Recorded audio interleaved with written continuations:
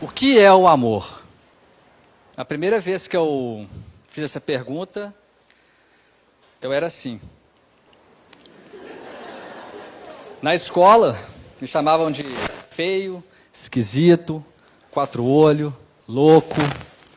Louco porque eu pedi para Júlia falar com a Ana Carolina, que era a menina mais bonita da escola, que eu, o menino mais esquisito, gostava dela.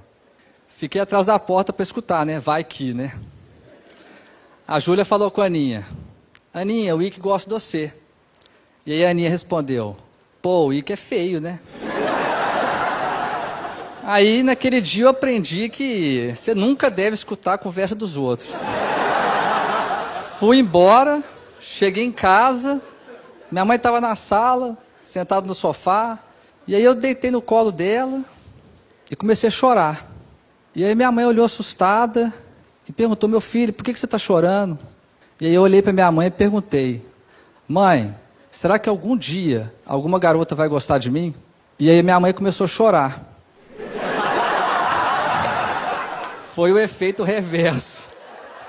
Passou um tempo, meu pai chegou, viu aquela cena, duas caras inchadas, e aí ele perguntou: por que vocês estão chorando? E aí eu olhei para ele, falei: sei lá. E aí ele fez uma cara e falou: ok, minha família é louca. E aí a gente começou a rir, e minha mãe me abraçou e falou: confiança. Meus pais tinham essa mania de responder tudo de forma enigmática. Sempre soltava um enigma e se vira. Claro que com aquela idade eu não fazia ideia do que era essa palavra. Eu fui começar a entender isso quando eu completei 15 anos e me apaixonei pela minha vizinha Duda. Um dia, teve uma festa dançante e as meninas ficavam sentadas, esperando os meninos chamarem para dançar.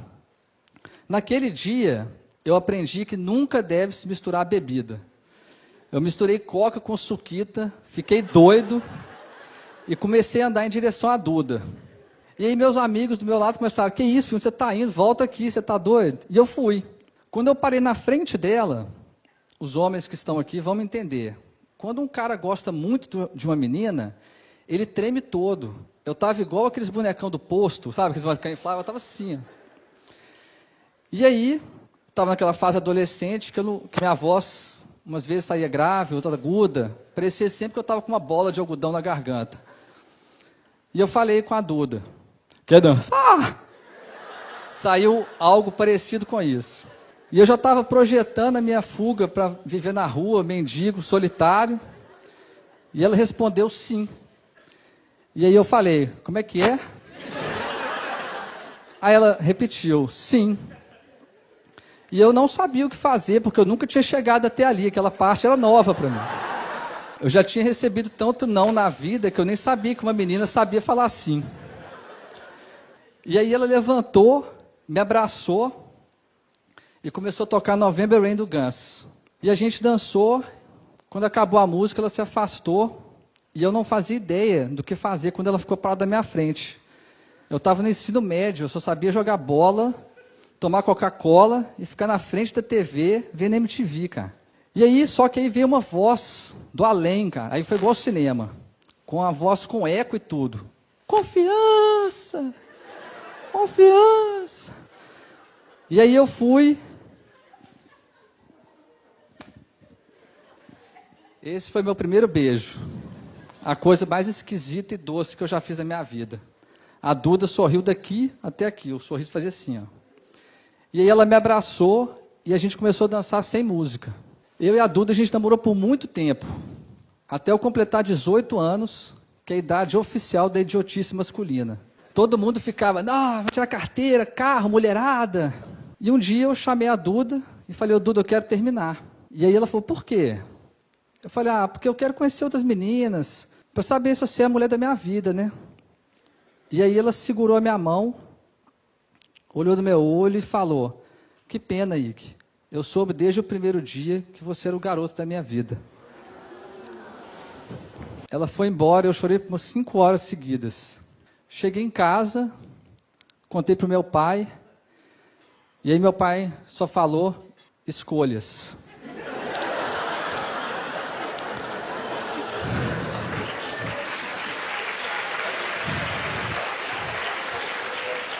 Eu passei muito tempo sem entender aquilo, obviamente. E muito tempo sem encontrar ninguém. Até eu encontrar um novo amor. Um dia, essa menina veio e falou, que eu quero terminar. E eu falei, por quê? O amor acabou? E ela falou, não, o amor não acabou. Mas não é esse amor que eu quero. E eu falei, qual amor você quer? E aí ela falou, eu quero me jogar de um precipício sem saber se vai ter alguém para me segurar. E eu falei, pô, isso é hora de poema, cara? Quem está terminando comigo é o seu, a Clarice Lispector. E aí ela começou a rir, você é demais, e me abraçou e foi embora. Eu falei, gente, eu sou demais, um poema e um término.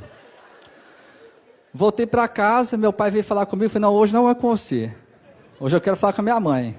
E cheguei, comecei a contar para minha mãe, eu estava sofrendo, cara, e chorando, contando para ela. E aí quando eu cheguei na parte do poema e recitei o poema, a minha mãe abriu um sorriso daqui até aqui.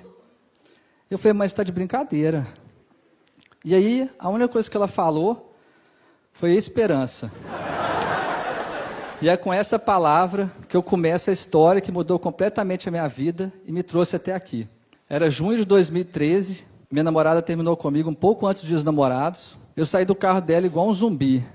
E a única coisa que vinha na minha cabeça era a voz dela dizendo, eu amo você. Cheguei em casa, contei para o meu pai, falei, pai, por que ela terminou comigo? Tem amor aqui dentro. E eu sei que tem amor dentro dela. E meu pai falou, meu filho, quando alguém entra na sua vida e depois de um tempo vai embora, pode ser qualquer coisa, menos amor. Construa uma nova história. Eu falei, pai, mas como é que começa isso? Ele falou, não se preocupe, todo começo vem de um final. E aquilo bagunçou a minha cabeça, porque eu comecei a lembrar que todos os meus namoros começaram porque um terminou, eu só entrei no emprego porque a faculdade terminou, e aquilo deu um loop infinito. E quando eu estava começando a ficar bem, uma semana depois, o meu pai foi diagnosticado com uma doença rara e degenerativa, que queria matar em 90 dias. Na hora que a gente recebeu o diagnóstico, eu e minha mãe começamos a chorar, xingar tudo, gritar, e meu pai na nossa frente, parado, normal, sereno. E eu comecei a xingar meu pai. Eu falei, pai, por que você não está chorando? Por que você não está chorando? E ele falou, olha para mim, meu filho. E a única coisa que eu pensava é, como é que eu vou olhar para a pessoa que eu mais amo no mundo, sabendo que ela vai morrer? E eu não consegui olhar. E meu pai me segurou, falou, olha para mim. E aí eu olhei, e ele falou, se você soubesse que hoje era o último dia da sua vida, você ia passar de chorando. E aí eu e minha mãe ficamos parados. E eu falei, pai, você não pode morrer. E ele falou, meu filho, todo mundo vai morrer. E eu falei, pai, mas todo mundo vai morrer. E a gente, o que a gente vai fazer? Ele só respondeu, viver. E foi isso que a gente foi fazer. A gente foi viver. Voltamos a fazer coisas simples, como almoçar juntos, ir ao cinema e jantar junto. Até que a doença começou a tentar impedir meu pai de viver. E tirou a capacidade dele de falar. Eu comprei um iPad, entreguei para ele, e ele começou a escrever. Tinha uma pergunta para mim e para minha mãe. Eu peguei o iPad e comecei a escrever. Entreguei para minha mãe e a minha mãe começou a escrever. E meu pai começou a chorar, porque ele percebeu que a gente ia viver aquilo com ele. Se ele não falava, a gente não falava, a gente não ia abandonar ele. Aquelas conversas viraram lições de vida, porque eram conversas sobre o amor, sobre os inúmeros foras que eu tomava e continuo tomando, e sobre o amor que ele tinha com a minha mãe. Eu peguei aquelas conversas que viraram textos e publiquei num blog, e viralizou na internet. Milhões de pessoas liam os textos. Várias editoras do país me procuraram para publicar um livro. Eu nem sabia que meu pai escrevia e que o sonho dele era publicar um livro. Cheguei em casa correndo, falei, pai, nós vamos publicar um livro. E aí ele começou a chorar, tremer e engasgou. Eu corri e chamei minha mãe, mãe, papai está passando mal. E minha mãe veio correndo. E aí eu peguei o iPad, entreguei para ele, e ele escreveu, será que vai dar tempo?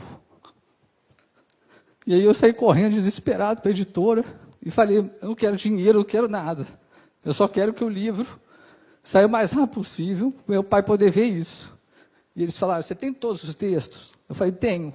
Então me manda agora. Eu voltei para casa correndo, falei, pai, nós temos que mandar os textos agora, você quer alguma coisa? E ele falou, quero que o último texto seja o meu. Eu falei, tá bom, qual que é o texto?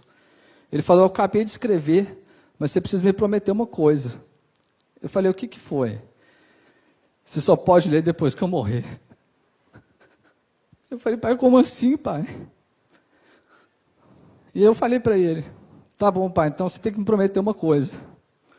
E ele escreveu o quê? Você não pode morrer.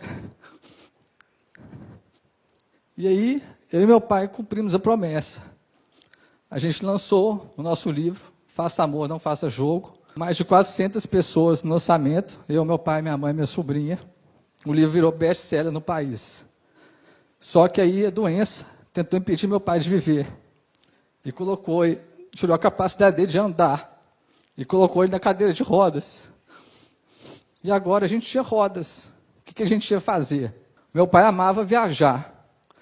A gente transformou a cadeira no avião. E todo dia, pela manhã, a gente descia para a nossa pista de decolagem, fazia um plano de voo. E aí eu separei um dia para vocês.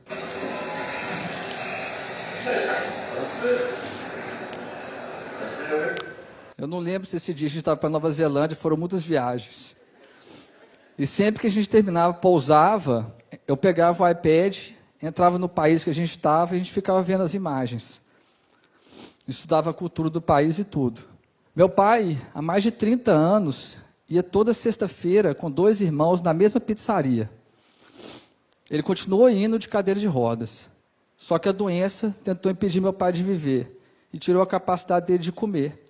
E aí os irmãos deles, meus tios, começaram a ir lá em casa toda sexta-feira e falaram que a pizzaria não tinha graça sem meu pai. E aí eles ficavam rindo, dando risada, e meu pai começou a chorar quando eles fizeram isso, porque ele viu que os irmãos dele não iam abandonar ele, e não abandonaram.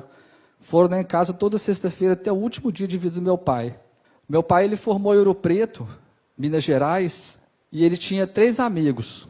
Quando eles formaram, eles combinaram que de 5 em 5 anos eles iam se ver. Naquele ano, meu pai estava muito debilitado e não conseguiu ir. Os 3 amigos dele, cada formando, tem uma foto pregada na República. Os 3 amigos pegaram as fotos dos 4, pegaram a estrada, chegaram lá em casa de surpresa, pregaram as fotos no quarto do meu pai e falaram, a nossa República é a sua casa. E meu pai começou a chorar, e todo mundo começou a chorar, porque ele viu que os amigos dele não iam abandonar. E não abandonaram, trocaram 5 em 5 anos para 1 em 1 mês, eles iam lá e faziam a nova festa da República. No dia 2 de julho de 2015, os meus pais completavam 46 anos de casado. Todo aniversário de casamento, os meus pais faziam isso aqui, ó. Eles dançavam. Naquele ano, meu pai não conseguia ficar em pé. E aí a minha mãe falou, busca cadeira de rodas.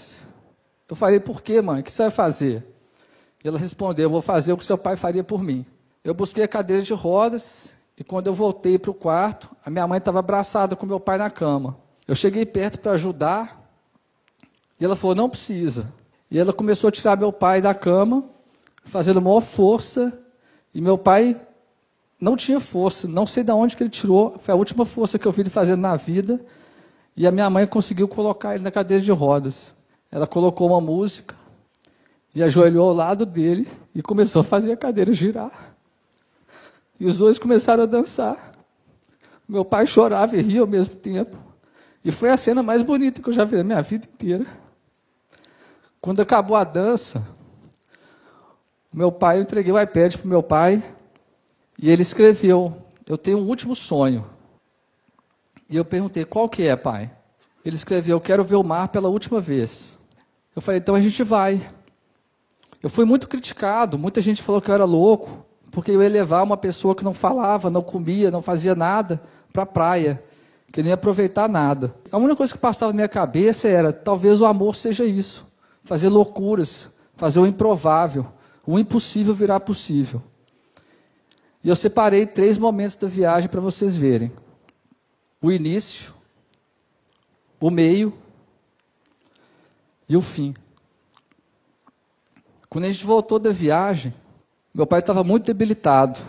Ele pegou o iPad e começou a escrever. Meu filho, eu estou sentindo muita dor. A minha mão treme muito. Eu não sei até quando eu vou conseguir escrever. A gente precisa criar uma nova forma de comunicar. Se eu piscar uma vez é sim, 2 é não e 3 é eu te amo. No dia 23 de agosto de 2015, o meu pai faleceu. Os médicos tinham dado 90 dias. Meu pai viveu por mais de 1095. Eu resolvi contar um pouquinho dessa história aqui, porque eu vejo o mundo distorcendo, complicando demais as coisas. Fique com alguém que faz isso, que te dê aquilo. E todas essas regras e exigências são criadas pela cabeça. O amor é criado aqui dentro, no coração. O resto todo é ilusão. Eu vejo a sociedade exigindo demais status sociais, bens materiais, pedindo que os pais coloquem os filhos nas melhores escolas, nas escolas mais caras, que estudem 3 línguas, que as esposas sejam as melhores amantes, sejam bem-sucedidas. E eu queria dizer para todos vocês que tudo isso não significa nada. A única coisa que o bem mais valioso que vocês têm, podem dar para alguém que você ama, é o seu tempo. Aquele tempo que a pessoa deita no seu colo e você fala, vai ficar tudo bem. A pessoa que você ama só precisa que você passe pela confiança, que esteja ao lado dela nas suas escolhas e que principalmente dê a ela esperança. Esse é o meu primeiro pedido. Dê o seu tempo para a pessoa que você ama. Muita gente acha que é fácil eu pedir isso porque acha que a minha relação com meu pai é perfeita. E não existe nada perfeito no mundo. Eu e meu pai éramos cheios de defeitos, nós seres humanos somos cheios de defeitos. Quantas vezes meu pai entrou no meu quarto e eu falei, pai, me deixa em paz, estou tocando guitarra. Pai, me deixa em paz, estou jogando videogame. E sabe o que ele fazia? Ele sorria. Eu tratava ele mal e ele sorria. Ele rebatia minha raiva, minha paciência com amor. E foi isso que ele me ensinou. Quando alguém que a gente ama nos tratar mal, em vez de tratá-la mal de volta, dê o seu amor. Porque o amor é a única forma capaz de transformar o mundo e as pessoas. O meu pai me transformou. Ele me salvou. Ele nunca desistiu de mim.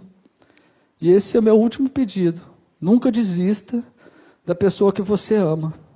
E agora, vocês devem estar querendo saber o que é o amor. Acreditar. Esse é meu enigma. A forma mais bonita que eu aprendi para deixar um pouco do meu amor dentro de todos vocês que estão aqui. Fique com Deus. Obrigado.